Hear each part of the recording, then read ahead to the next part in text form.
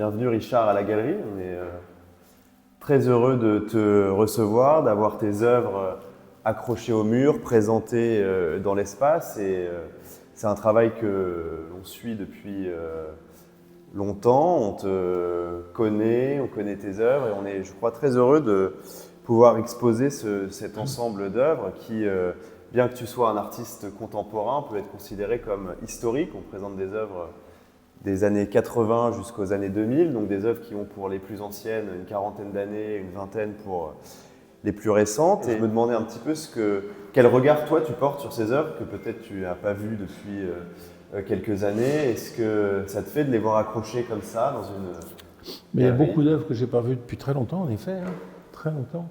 Celle-ci, par exemple, qui doit être des années 80. 86 exactement. Ouais. Ça me touche hein, de voir. Ce qui me touche aussi, c'est de voir que ce qui m'est jamais arrivé dans le passé, c'est que différentes périodes, des œuvres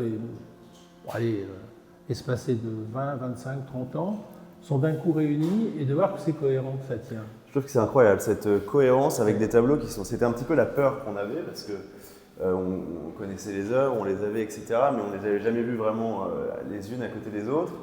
Et c'est incroyable de voir à quel point les couleurs sont restées. Quand on a préparé l'exposition, on s'est demandé si ce grand diptyque serait cohérent à côté de ce tableau. Il y a 10 ans d'écart quand même entre les deux. Et une fois installés, on s'est dit c'est incroyable, on dirait deux tableaux de la même série, on dirait qu'ils ont été peints à 2 jours d'écart. Écoute, moi j'ai eu c'est une obsession récurrente dans mon travail depuis le début. Parce qu'il y a toujours un moment où on oublie ça, mais il y a un moment où ça commence par un tableau blanc qui est devant l'artiste. Et à chaque fois, je me suis dit, je ne veux pas faire un texier de plus. C'est-à-dire, j'ai perçu le travail de peintre comme une aventure ouverte. Et à chaque fois, je voulais faire un tableau différent. Je m'y employais en échouant à chaque fois, parce qu'on ne tire pas les limites de son territoire juste par une décision arbitraire. Mais le fait de vouloir essayer que ça soit structurant de la manière dont je travaillais, la chose c'est qu'on est prisonnier de soi-même et de sa vision. Explique-nous Richard, pour ceux qui ne connaissent pas ton travail, qu'est-ce que c'est que cette matière qu'on voit sur toutes tes toiles? Du sable pratiquement. Alors en effet c'est du sable avec une granulométrie différente, mais c'est de la pierre volcanique. J'aime l'idée de la matière qui vient de la fusion. La fusion, c'est le point de métamorphose de la matière minérale. Et j'aime l'idée qu'un tableau soit une métaphore de la fabrication du monde. Voilà. Donc que ça parte d'une charge volcanique, ça me plaît beaucoup. Et puis après, j'utilise des pigments colorés, mais qui sont des terres en fait, qui sont des argiles cuites, c'est de la terre en fait. Ouais, bien sûr. Je travaille avec de la pierre volcanique et de la terre. Voilà. C'est une manière un peu fruste de le dire, mais n'empêche que c'est vrai. Mais ce sont les matériaux c'est la fabrique du paysage qui s'est fait comme ça. Le monde autour de nous, ce qu'on appelle le théâtre du monde, c'est fait avec ces deux matériaux-là. Parce que la peinture, c'est un essai, une tentative de spiritualisation de la matière. C'est ce que j'essaie de faire, de donner une charge inventive, émotionnelle, cosmique. Tu as d'un côté l'horizontale du monde, ce dont on parle, la terre, la pierre, et puis la verticale de l'esprit. Voilà.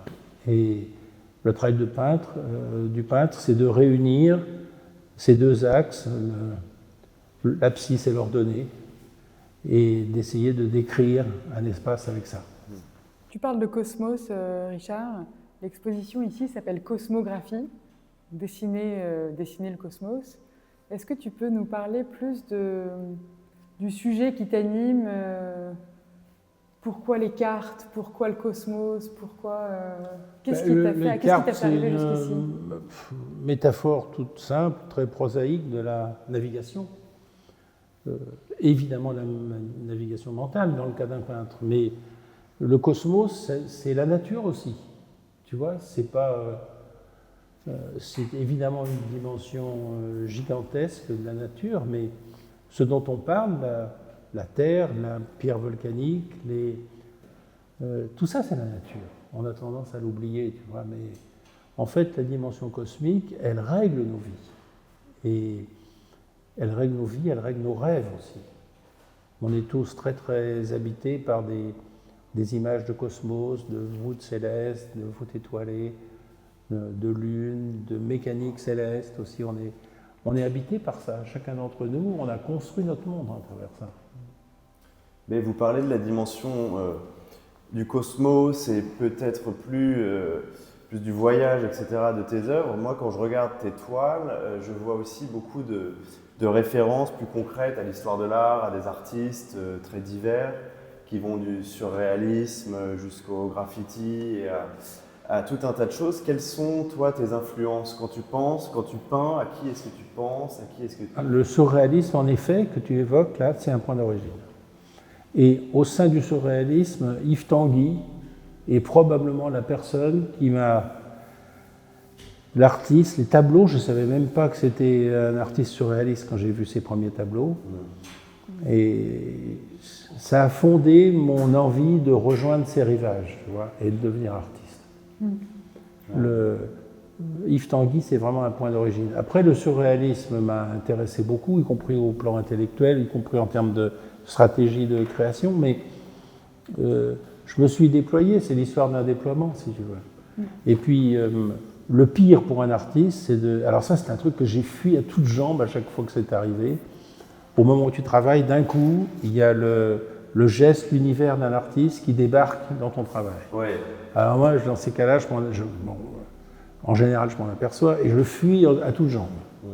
Parce qu'on peut être intéressé par les œuvres des autres, mais ne jamais les citer dans mon travail, c'est mortifère, tu vois. Bien sûr. Il faut, à travers cette voûte étoilée, ce cosmos de toutes les propositions artistiques historiques, il faut faire ton chemin pour construire ta propre étoile. Bien sûr. Et ça ne peut pas se faire par imitation, tu vois. C'est un devoir moral dont un artiste ne parle jamais. Il faut s'appliquer ou tenter d'inventer. Voilà, des modes, des stratégies, des signes, des couleurs, des espaces, des thématiques. Inventer. Mais je ne sais pas si ça vaut pour tous les êtres, je crois. On ne met pas assez l'accent là-dessus, tu vois. Construire son propre imaginaire. Inventer son monde. Tenter de le faire. Tu n'y arrives pas toujours. Je crois qu'on le sent bien. Le monde, là, dans ces tableaux-là, il y a vraiment un univers qui est très singulier. Et je pense qu'on ne peut pas se tromper d'artiste. Il y a un vocabulaire et une esthétique qui est assez unique, tout en incorporant un tas de références et diverses choses. Mais je pense que ça, c'est réussi, surtout quand on voit avec 40 ans ou 50 ans de recul ces œuvres-là. Je pense que dès le départ, on sent cette singularité. Et elle se poursuit sur les autres œuvres. Et je trouve qu'il y a un rapport intéressant à la modernité, puisqu'on sent qu'il y a ton travail sur le cygne, j'imagine, probablement né peut-être même avant, mais en tout cas dans les années 80 où tu as commencé, c'était quelque chose de très prégnant, avec le graffiti, avec l'art américain, etc. Et en même temps, ton travail peut avoir des dimensions plus...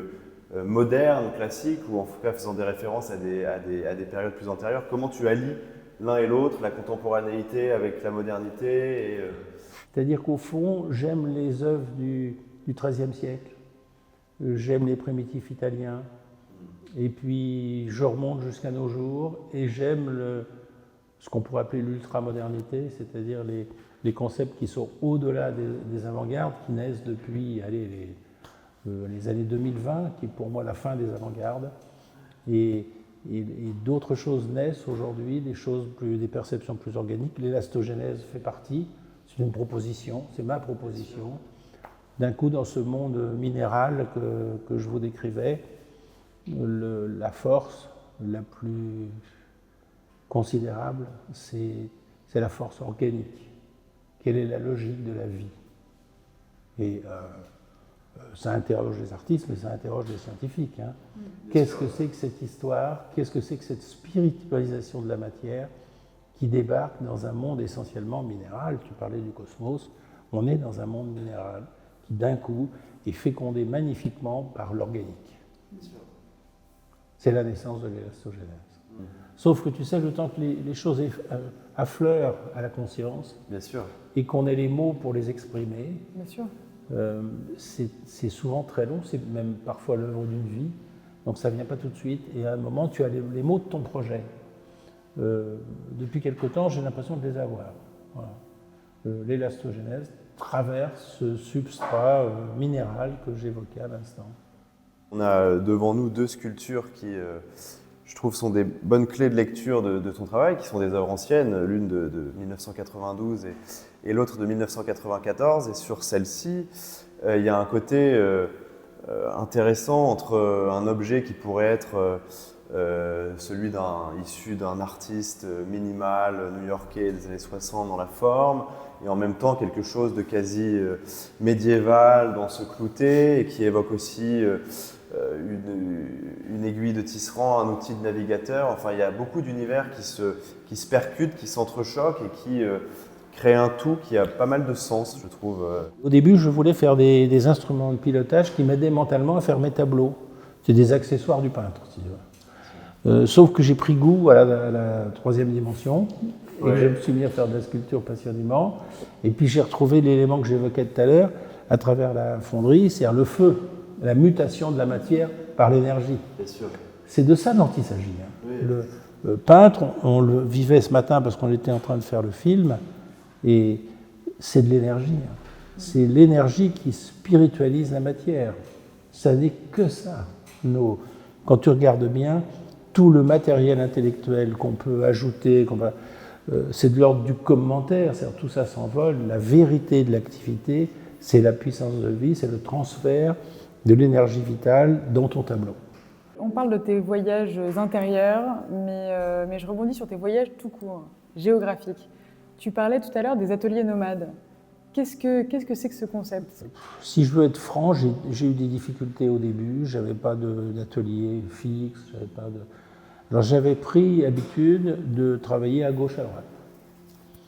Et je me suis aperçu que, au bout d'un temps, c'était pas un problème. J'allais au bas de la rue, à l'épicerie, chercher du matériel. Je parle de l'étranger quand je dis ça. Et puis je travaillais avec ce qu'il y avait sur place. Et l'idée de l'atelier nomade, qui est une séquence qui renouvelle, mais c'est une stratégie un peu illusoire. C'est-à-dire que ça marche quelques semaines, quelques mois, puis après, le quotidien reprend sa place. Et puis, c'est une manière, ça me sauve. J'ai l'impression de sortir de ma propre prison. Et c'est une stratégie. C'est une stratégie de renouvellement qui a toujours bien marché pour moi. Et d'un coup, arriver à là aussi, tu vis un chaos, même s'il a des dimensions réjouissantes du chaos. Et puis, il s'agit de faire une proposition cohérente, donc de stabiliser ce chaos dans ton propre cosmos. Et puis vient le moment où il faut couper. C'est dur, c'est le moment le plus dur de l'atelier nomade, parce qu'à un moment, il faut partir. Il faut partir parce qu'il t'a donné tout ce qu'il pouvait. Sauf après changer de vie, tu vois, et voilà, tu réinstalles la vie à Moscou. Mais voilà.